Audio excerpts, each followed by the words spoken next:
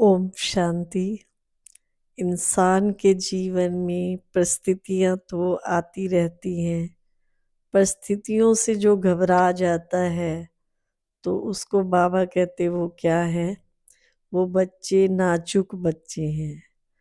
और सबसे बड़ा हमारा जो गुरु है वो परिस्थिति है।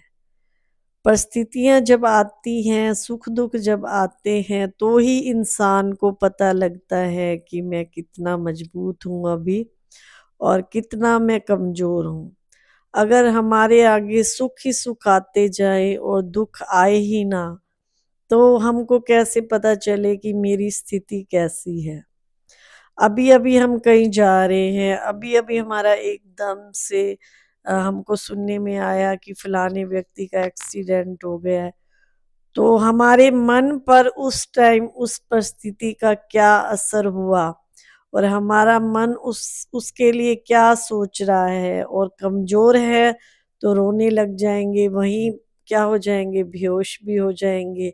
लेकिन अगर हम मजबूत हैं तो अपने आप को भी संभाल पाएंगे, उस आत्मा को भी संभाल पाएंगे जिस व्यक्ति का एक्सीडेंट हुआ है। तो परिस्थितियां सबसे बड़ा गुरु हैं। कई बाबा को कहते हैं कि बाबा मेरे आगे ये पेपर आया, फलाना व्यक्ति मुझे बहुत दुख देता है, फलाना व्यक्ति मुझे बहुत तंग करता है, परेशान करता है, बस ये ना आए ना तो मैं हमेशा खुश रहता। हम दूसरे को दोष देते हैं कि मैं बहुत सुखी था, बहुत खुश था और फलाने व्यक्ति ने मुझे ऐसा कुछ कहा जो मैं दुखी हो गया। वो परिस्थिति भी जब आपके आगे आती है ना, तो हमें उस समय ये सोचना चाहिए कि ये मेरी लाइफ का पेपर है और इस पेपर में भी मुझे पास होकर के दिखाना है। और परमात्मा तो ये भी कहते हैं कि जब आप शरीर छोड़ोगे तो उस समय सिर्फ 1 सेकंड का पेपर होता है कि हमें उस समय कौन याद आ रहा है मेरे आगे, मेरे मतलब आत्मा की स्टेज क्या है उस समय। बिल्कुल हमें शरीर का भान भी नहीं होना चाहिए उस समय जब हम इस जहान से जाएंगे। लेकिन इंसान है फिर भी जो है ना, बहुत बाबा की इतनी प्यारी प्यारी अभी 3-4 अव्यक्त मूर्तियां चली, उसमें बाबा ने यही समझाया कि बच्चे देह भान को छोड़ो, इस शरीर के भान को छोड़ो। जितना इन कर्म इंद्रियों को वश में करेंगे तो उतना आप सुखी रह पाएंगे। अगर हम 2 बातें याद रखते हैं कि मेरा साथी कौन है, मेरा साथी स्वयं भगवान है, और दूसरा ये कि जो भी परिस्थितियां आ रही हैं वो मेरे लिए एक पास होने का जरिया है, यानी कि मेरा पेपर है, मुझे आगे बढ़ा रही है। अगर मान लो हमारे घर में सांप आ जाता है और सांप आ करके चला भी गया और हम फिर भी डरते रहे कि हाय सांप आ गया था, सांप आ गया था, तो ये तो वो हुआ कि जैसे सांप आ करके चला गया और हम पत्थर पे क्या मारे जा रहे हैं, लाठी मारे जा रहे हैं। तो ऐसी परिस्थितियों से डरो नहीं, घबराओ नहीं। एक दिन के लिए आपका मन भी खराब होता है, दुखी होता है, लेकिन हमें अपने मन को मजबूत रखने के लिए ये सोचना होगा। और उसी टाइम आप बाबा के महावाक्य पढ़ो। जब भी आपके आगे कोई परिस्थिति आती है तो परमात्मा के महावाक्य पढ़ते ही जो हमको वहाँ रोज सुनाया जाता है उसको उठाते ही हमारे मन में मुरली हमारे लिए एक संजीवनी बूटी का काम करती है। जैसे लक्ष्मण जी मूर्छित हो गए थे तो उनको सूंघाने के लिए हनुमान जी क्या लाए, संजीवनी बूटी लाए।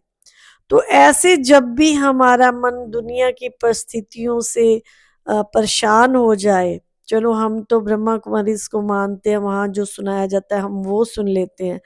तो आप जिसको भी मानते हो उसकी यूट्यूब पे आप उनका सत्संग सुने या कुछ भी आप अच्छी बातों का चिंतन सुने, तो आपको उसी टाइम आपके मन के सभी क्वेश्चन का हल मिल जाता है। और दूसरी बात बाबा ये कहते हैं उस समय बस एक संजीवनी बूटी और ऐड कर लो कि मेरा बाबा।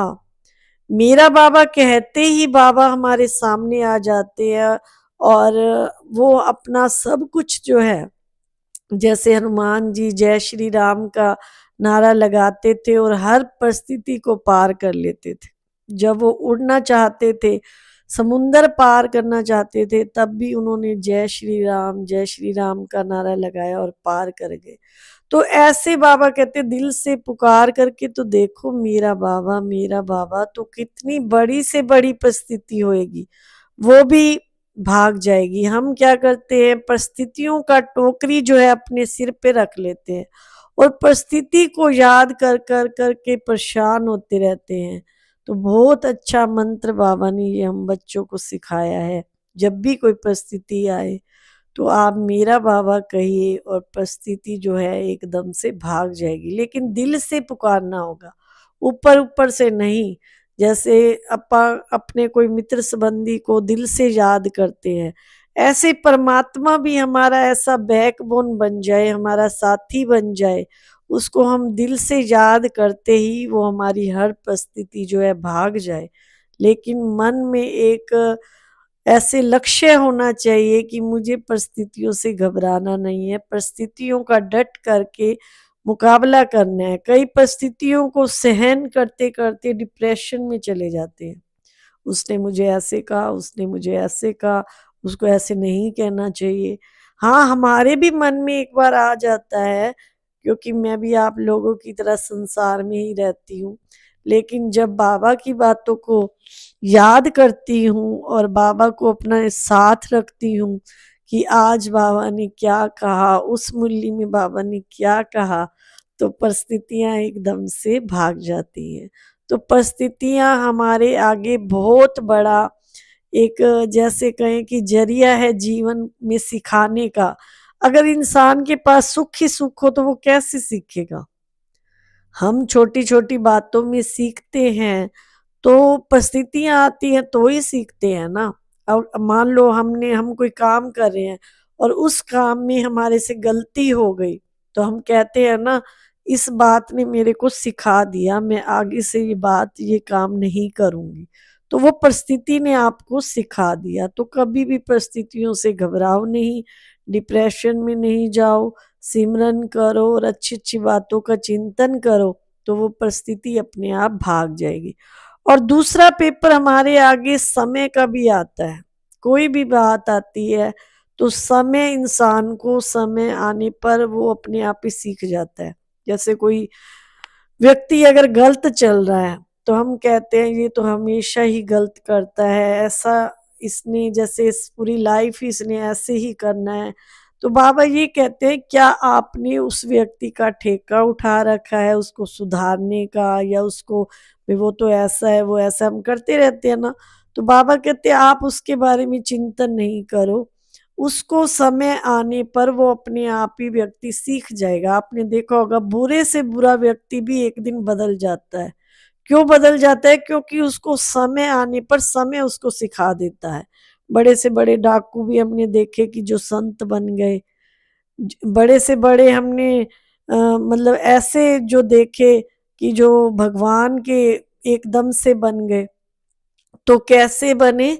उनको समय ने सिखा दिया। तो हम किसी भी व्यक्ति के लिए ज़्यादा चिंतन ना करें, परिस्थितियों को ऐसे समझें कि जैसे परिस्थिति मेरे को आगे बढ़ाने आई है।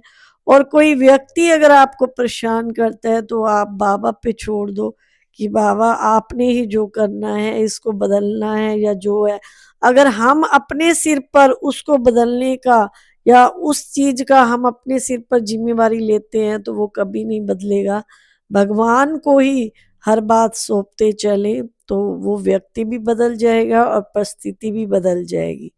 और अगर हम परिस्थितियों को लेकर के घबराते रहेंगे, रोते रहेंगे, तो वो परिस्थितियां एक दिन आपको कमजोर कर देंगी और आपको आगे नहीं बढ़ने देंगी।